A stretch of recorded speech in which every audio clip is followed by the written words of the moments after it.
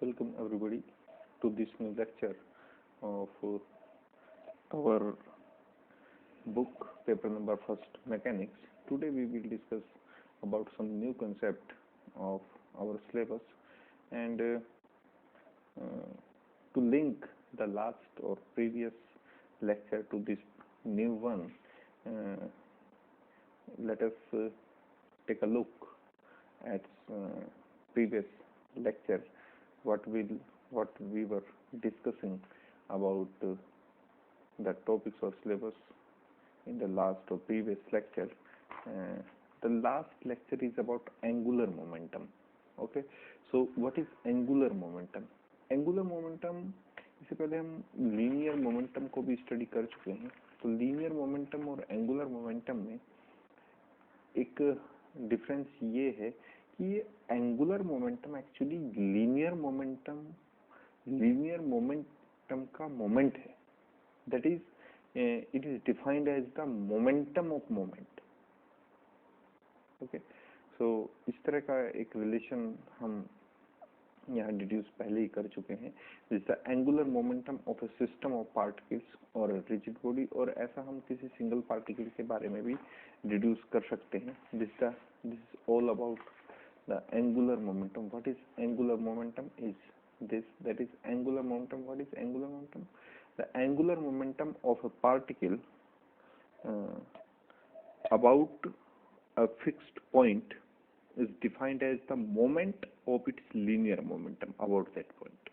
That is, अगर angular momentum को आपको define करना है, जिसको हम J से वेक्टर J से डिनोट करते हैं, that is equals to moment R vector R, that is position vector R vector R cross vector P. और वेक्टर R को आप जानते हैं, आप लिख सकते हैं M into velocity vector. So the angular momentum is basically moment of linear momentum. तो इसी का थोड़ा सा एक पार्ट इस लेक्चर में बचा हुआ है, उसी को हम डिफाइन कर रहे हैं आगे. एंगुलर मोमेंटम किसी पार्टिकल का अगर आप निकालना चाहें तो एंगुलर मोमेंटम उस पार्टिकल का आता है J equals to mr square omega. Okay, ये इस तरह का हमारे पास एक फॉर्मूला था. और एंगुलर मोमेंटम साथ ही साथ हमने डिस्कस किया था सिस्टम ऑफ पार्टिकल्स का. और सिस्टम ऑफ पार्टिकल्स का जो एंगुलर मोमेंटम है उसकी फॉर्म कुछ इस तरह की आई थी हमारे पास. That is the vector J equals to I and vector omega. Okay, angular frequency को यहाँ आप वेक्टर कंसीडर कर सकते हैं. तो वेक्टर ये जो इक्वेशन है इसमें आप देख लें, लास्ट लेक्चर में शायद वेक्टर यहाँ एंगुलर फ्रीक्वेंसी पे नहीं था, इसे करेक्ट कर लें. तो एंगुलर फ्रीक्वेंसी बिकॉज एक वेक्टर क्वांटिटी है, तो ये इक्वेशन इस तरह से बैलेंस होगी. तो vector J equals to I into angular frequency vector. Okay, अब हम बात आज करने जा रहे हैं द प्रिंसिपल और law of conservation of angular momentum, और कुछ एक दूसरे टॉपिक के ऊपर भी हम बात करेंगे. We will discussing about torque. So before we will start discussing about torque, let us first take a look at law of conservation of angular momentum.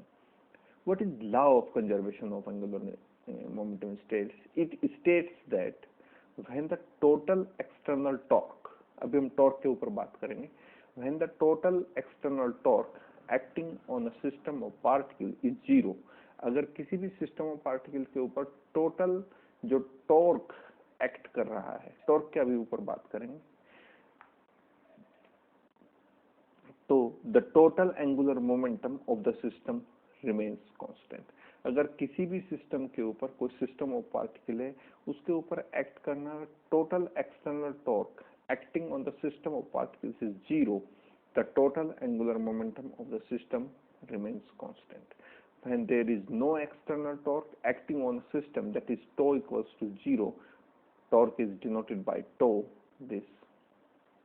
So now torque is tau equals to dj over dt. ये relation भी अभी हम study करेंगे. where j is the total angular momentum. और torque अगर zero हो गया तो dj by dt equals to zero. और बाय द डेफिनेशन और रूल ऑफ डिफरेंशिएशन हम ये जानते हैं कि डी से अगर किसी भी क्वांटिटी का डिफरेंशिएशन जीरो हो जाए तो वो क्वांटिटी क्या होती है, कांस्टेंट क्वांटिटी होती है.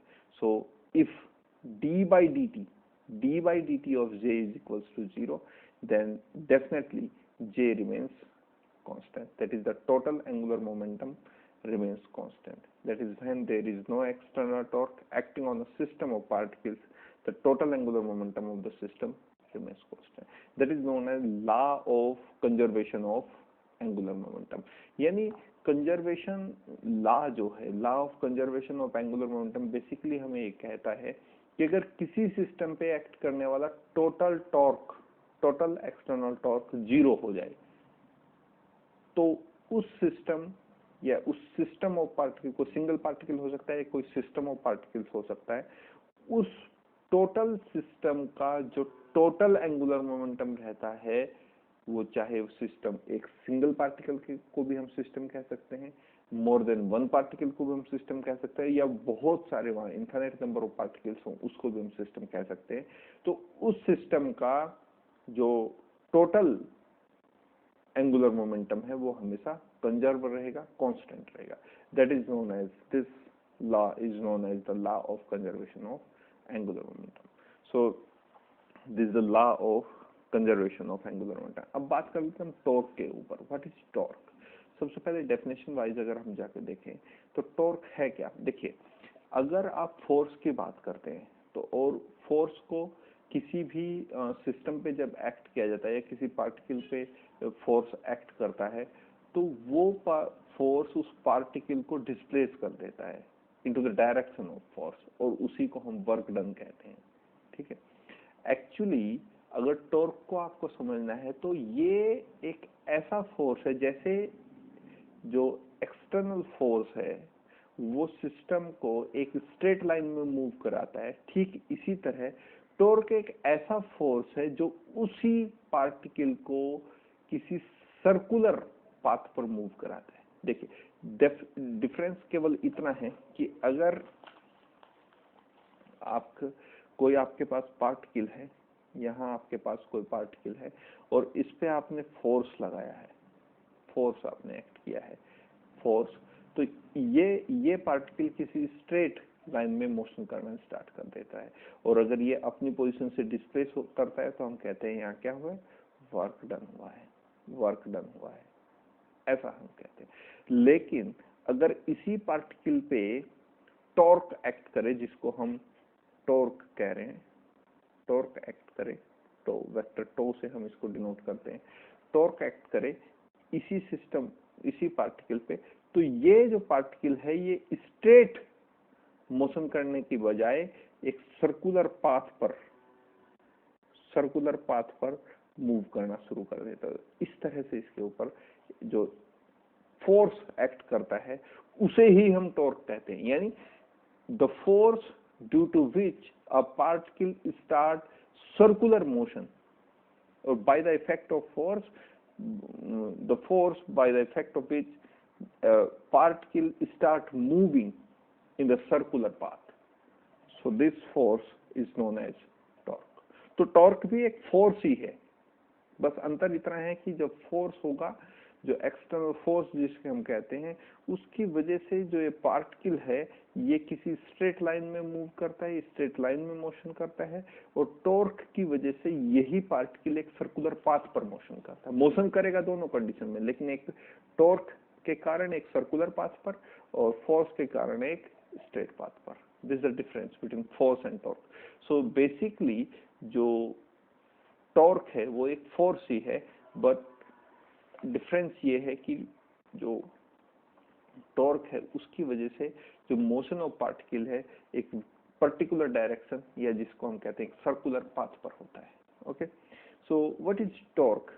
डेफिनेशन वाइज अगर देखें, if a force F acts on a system or a single particle P whose position with respect to origin of the inertial frame is given by displacement vector r, the torque tau on the particle with respect to origin is defined as tau equals to r cross F.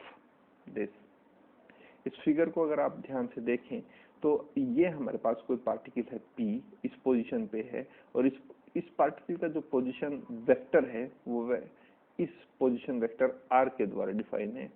आप यहाँ से समझ सकते हैं। ये हमारे पास 3 dimensional axis system है। ये हमारा x एक्सिस है, ये y एक्सिस है और ये z एक्सिस है। यहाँ पर इस पॉइंट P पर ये पार्टिकल है जिसका मास m है। इस पार्टिकल का जो पोजीशन वेक्टर है वो वेक्टर r है।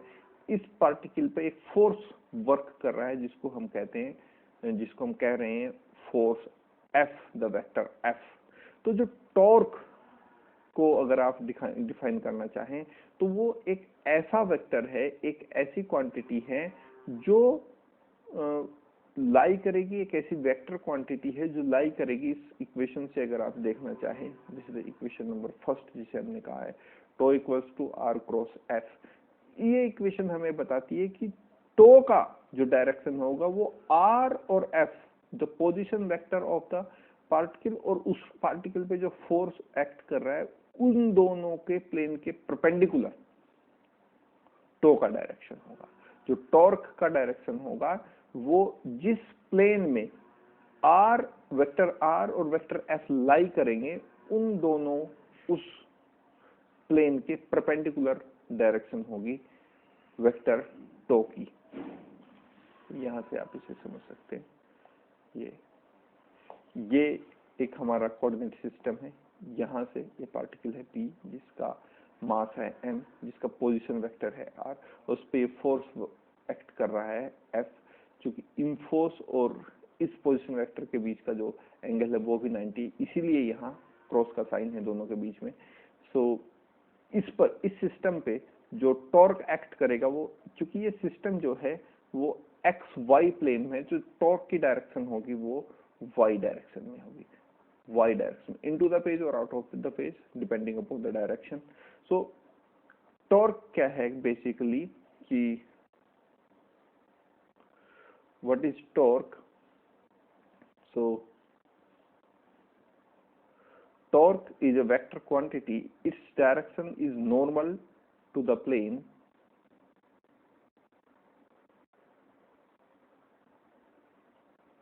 torque is a vector quantity and its direction is normal to the plane formed by vector r and vector f। और यूनिट की बात करें तो यूनिट है newton metre.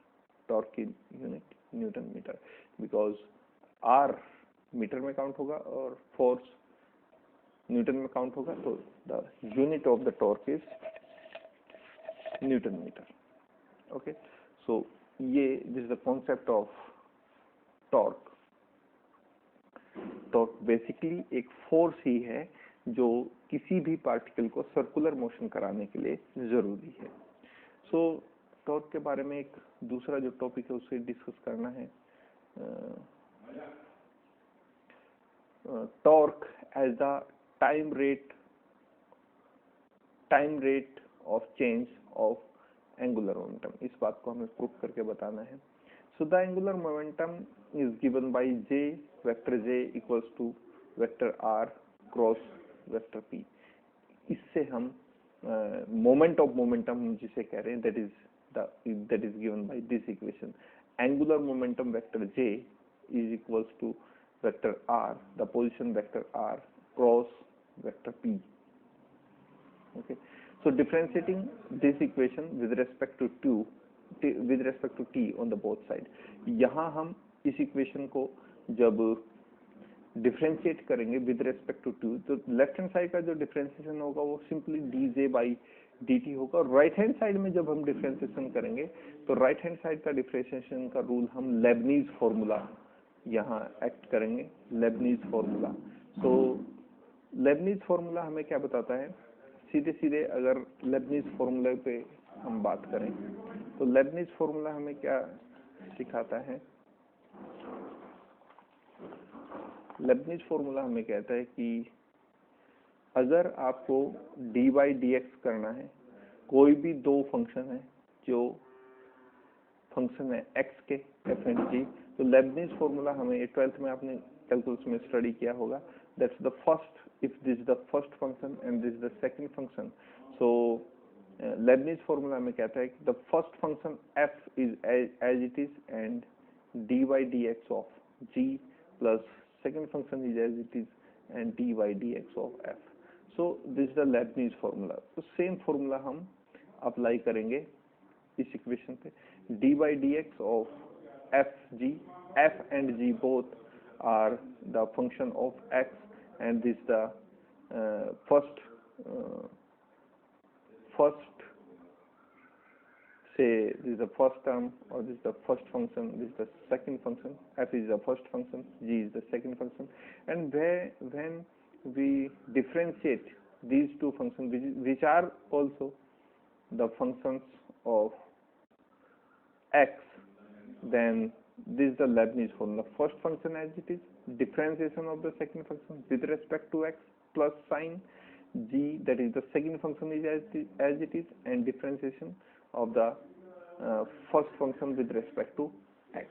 So this, so अब इस इक्वेशन को अगर हम डिफरेंशिएट करें with respect to t on the both sides, so dj by dt, that is differentiating of this equation on the left hand side with respect to t. और यहाँ हम use करने वाले लेबनिज फॉर्मूले के, लेकिन क्रॉस प्रोडक्ट का जो ऑर्डर है उसका हम ध्यान रखेंगे, उसकी रेस्पेक्ट करेंगे. So r vector r is as it is, that is the first function is as it is, cross product is same, differentiation of the second function plus sign, differentiation of the first function, cross product, and the second function is as it is. First function as it is, differentiation of second plus sine, differentiation of the first function, and second function is as it is. Okay. अब left hand side को हम as it is रखते हैं, that is dj by dt. चूंकि हमें जो topic है वो है torque as a time rate change of angular momentum. तो जो लेफ्ट हैंड साइड है वो हमें time rate change of angular momentum already बता रही है. This term gives me the time derivative, that is rate of change of time of angular momentum. तो इसको मैं एज इट इज रखता हूं, और जो भी अब वर्क हम करेंगे वो राइट हैंड साइड के ऊपर करेंगे. अब इस टर्म को आप ध्यान से देखिए, dp by dt, that is time derivative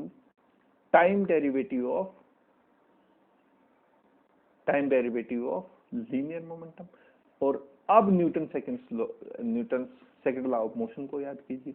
the Newton's second law of motion states that the rate of change of momentum is always equals to the external force acting on the system, or proportional to the external force acting on the system. So vector r is as it is, and dp by dt, what gives me? dp by dt, the rate of change of linear momentum, gives me the external force. Okay, plus sign is as it is, dr by dt, that is rate of change of position, rate of change of position, or time derivative of position. And time derivative of position always gives me the velocity of the particle. So these are two changes in this equation. These are two changes. dp by dt, this term is replaced by vector f, and dr by dt, this term is replaced by vector v. These are the two changes. dp by dt is equals to the force f according to Newton's second law of motion, and dr by dt is equals to v, that is the velocity as the time derivative of velocity as the time derivative of position. तो ये दोनों changes मैंने यहाँ कर दिए. तो first term as it is यहाँ रही, that is vector r cross vector f plus v, and what is p? The vector p, momentum, linear momentum, and is equals to mv. Okay, and because m, mass, generally is a constant quantity, so m is out of this product, and here v cross v, the same vector cross with the same vector. Okay, so and because of cross product, the angle between these two vectors is 90 degree. So these product will be equals to 0. Okay, so what we get, the left hand side gives me dj by dt, that is time rate of change of angular momentum is equals to r cross f. And what is r cross f? In the previous topic we discussed about torque.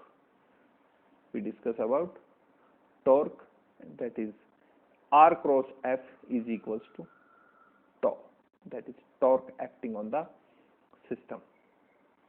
Yeah, tau equals to r cross f. तो basically जो torque है उसको हम कह सकते हैं, torque is also defined as the rate of change of angular momentum with respect to time.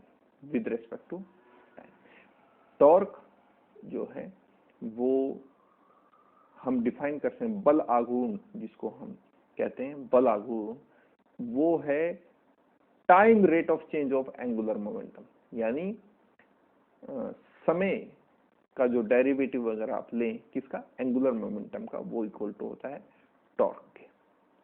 ठीक है, टॉर्क के बारे में, torque acting upon a rigid body is given by, for a rigid body J equals to I omega. हम system of particles को study करके आए हैं और वहां ये रिजल्ट हमने स्टडी किया है, that is vector J equals to I into vector omega, that is the angular frequency. और ये रिजल्ट अभी हम स्टडी करके आए हैं, torque tau is equals to dj by dt.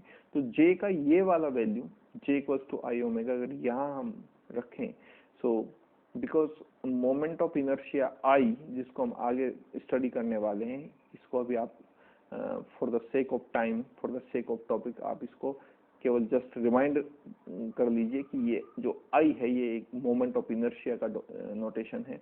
तो d by D T of angular velocity, angular velocity, so time rate of change of angular momentum. Similarly जैसे dv by dt को हम acceleration से denote करते हैं, acceleration is denoted by a, सो जो angular velocity का time derivative है वो होगा angular acceleration. So I into alpha, and what is alpha is time rate of change of angular momentum. तो बेसिकली जो टॉर्क है वो किसके इक्वल है, tau, the vector tau is equals to I, that is the moment of inertia, into the angular acceleration of the particle और of the body of or rigid body. That is, torque on a rigid body is the product of moment of inertia and angular acceleration. तो ये कुछ results हैं जो हमने यहाँ acquire किए हैं. हमने यहाँ स्टडी किया है law of conservation of angular momentum को, टॉर्क को हमने स्टडी किया, और टॉर्क को हमने time rate of change of angular momentum की फॉर्म में भी हम लिख सकते हैं. और टॉर्क अगर किसी रिजिड बॉडी का हमें फाइंड आउट करना पड़े तो एक रिलेशन हमें यहाँ ये भी स्टडी करना पड़ता है, that is tau equals to I into alpha, that is the torque acting on a body is equals to the product of moment of inertia and angular acceleration. Okay, this now the relation between force and torque. Force और torque के बीच का relation क्या है? The relation between force and torque. Torque is defined as the time derivative of angular momentum. अभी हम study करके आए हैं. Tau is equals to dj by dt. और J को हम मोमेंट ऑफ मोमेंटम से भी रिप्रेजेंट करते हैं, that is J equals to R cross P, moment of momentum. तो ये वाला वैल्यू जे का, ये वाला वैल्यू अगर हम इस इक्वेशन में पुट कर दें तो जो टो का वैल्यू होगा वो क्या होगा, tau equals to D by D T, J का ये वैल्यू आर क्रॉस पी, फिर से हम ये वाला वैल्यू रख सकते हैं R cross P D by D T, Leibniz formula करेंगे, first function as it is, cross product as it is, differentiation of second plus sign differentiation of first function and the second function is as it is. So dp by dt, the time rate of change of momentum, what gives this product dp by dt according to Newton's second law, this is equal to r cross f, and dr by dt is the velocity term, and velocity term product with the same vector gives me the product 0. So tau equals to r cross f. Thus the torque is vector product of position and the force. Okay. तो torque के बारे में हमने इतनी सारी बातें study कर ली हैं. अभी हमारे पास जो रिजल्ट्स हैं वो ये है, what is torque. What is torque? Torque is actually a force which is acting upon a particle and particle starts moving in the circular path. Okay. Formula wise, definition wise जाएं तो to equals to होता है are cross F. इसको हम time rate of change of angular momentum की form में भी लिख सकते हैं, और इसी को हम tau equals to I alpha rigid body के फॉर्म में अगर लिखना चाहें तो लिख सकते हैं tau equals to I alpha, that is the torque acting on a system of particle और rigid body is equals to the product of moment of inertia and angular acceleration. और जो फाइनल रिजल्ट हमारे पास है that is torque can be written as the vector product of position vector r and the force acting upon the system. Okay. Example of conservation of angular momentum. Examples क्या हैं conservation के angular momentum के, conservation के angular. तो इसमें जो किसी भी प्लेनेट का, और चूंकि हम पृथ्वीवासी हैं तो सबसे अच्छा एग्जाम्पल हमारे लिए अर्थ का रिवॉल्वेशन अराउंड द सन ही रहता है. जब भी कोई प्लेनेट किसी सन के अराउंड एंगुलर सर्कुलर पाथ पे या फिर इलिप्टिकल पाथ पे, एक्चुअली इलिप्टिकल पाथ पे मोशन करता है, क्योंकि केपलर्स लॉ अभी हमने स्टडी नहीं किए हैं तो वहां हम स्टडी करेंगे कि इलिप्टिकल पाथ पे वो मूव करता है. सो जब भी कोई प्लेनेट सन के अराउंड इलिप्टिकल पाथ पे रिवॉल्व करता है अराउंड द सन, तो उसका जो टोटल एंगुलर मोमेंटम रहता है वो कंजर्व रहता है. इस बात को हम कैसे समझ सकते हैं? Let's see here. The angular velocity of revolution of a planet around the sun is in an elliptical orbit increases when the planet comes closer to the sun or vice versa. Okay. जब भी कोई planet sun के around revolve करता है तो उसकी जो angular velocity increase हो जाती है जब भी planet sun के पास आता है, और sun से दूर जाता है उसका angular velocity कम हो जाती है. In order to conserve angular momentum, अगर अर्थ के मोशन की बात करें, as the motion of earth around the sun is under gravitational force, which is a central force, the angular momentum of the earth moving around the sun is conserved. कैसे? When the earth is at perihelion, perihelion की position कौन सी position होती है अर्थ की? When the earth closest to the sun, जब अर्थ सन के सबसे पास होती है, उस पोजीशन को, अर्थ की उस पोजीशन को हम पेरिहीलियन कहते हैं.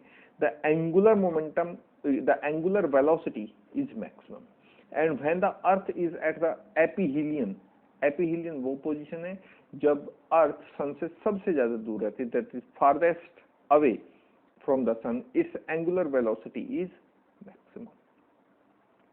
ओके, इस angular velocity is minimum. Okay, in order to conserve the angular momentum. ठीक है. तो जब भी कोई भी प्लेनेट सन के पास रहता है अराउंड द सन, जैसे हमने अर्थ का एग्जांपल लिया, so the angular velocity of the revolution of a planet around the sun in an elliptical orbit increases when the planet comes closer to the sun. जैसे जैसे वो प्लेनेट अर्थ के सन के around, आप इस तरह से केपलर्स लॉ आपने 12th में भी स्टडी किए होंगे, इस तरह से ये इलेप्टिकल ऑर्बिट है और ये इस इलिप्स का मेजर एक्सिस है, ये इसका माइनर एक्सिस है, और दो चूंकि इसकी फोकस होती है तो एक फोकस पे यहाँ सन रहता है।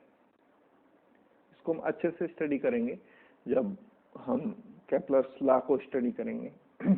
तो मान लीजिए किसी समय अर्थ यहाँ है, ठीक है, तो ये, या फिर हम इस पोजीशन को कह सकते हैं, इस पोजीशन को कह सकते हैं, ये जो पोजीशन है अर्थ की, ये इसकी एपीहीलियन पोजीशन है, एपीहीलियन पोजीशन है, अर्थ की एपीहीलियन पोजीशन है, यानी फारदेस्ट अवे फ्रॉम द सन। तो इस समय जो अर्थ की एंगुलर वेलोसिटी होगी वो मिनिमम होगी। जैसे जैसे अर्थ रिवॉल्व करेगी सन के अराउंड, और एक समय ऐसा होगा जब ये क्लोजेस्ट होगी टू द सन, और यही जो पोजीशन है वो पेरिहीलियन पोजीशन कहलाती है, पेरिहीलियन पोजीशन है। तो यहाँ जो अर्थ की एंगुलर वेलोसिटी है वो मैक्सिमम रहती है, यहाँ एपीहीलियन पोजीशन पे मिनिमम, यहाँ मैक्सिमम, इन ऑर्डर, और ऐसा होता क्या है, in order to conserve the angular momentum. और ठीक इसी तरह के दूसरा एग्जांपल है हमारा the shape of the galaxy. Shape of the galaxy भी ठीक उसी तरह से for the sake of conservation of angular momentum, shape of the galaxy भी ठीक इसी तरह का दूसरा एग्जांपल है। तो ये कुछ एग्जांपल्स है जो हमें दिखाते हैं, जो हमें बताते हैं for the sake of conservation of angular momentum in our natural environment. So students, thanks for now and meet you into the next one. Thank you.